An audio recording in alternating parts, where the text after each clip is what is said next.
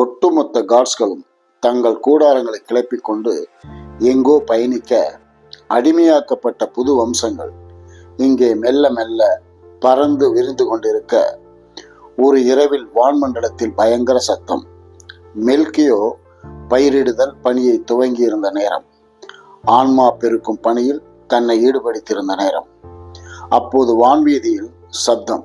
மெல்கியால் படைக்கப்பட்ட மால்கள் அதிர்ந்து விரிசல் விட துவங்க, அந்த அற்புத ஒரே ஒரு காட் இனத்தைச் சேர்ந்த ஒரு ராட்சச மால் மட்டும் மீண்டும் திரும்பி ஒரு ஆபத்தில்லாத இடத்தில் தன்னை நிறுத்தி கொண்டு ஒளிர ஆரம்பித்தது. மெல்கிக்கோ சந்தேகம். அங்கு இருப்பது யார்? ஏன் மீண்டும் இங்கு வர வேண்டும்? வந்தவர்கள் கட்டளையிட்டு ஆள ஆரம்பிப்பார்களா? சந்தேகத்தோடு அதை நோக்க, இன்றளவும் அங்கிருந்து ஒரு சின்ன சிக்னல் கூட இல்லை. ஆனால் நாம் கூட இப்போது காண முடியும். ஏன் நின்று விட்டது?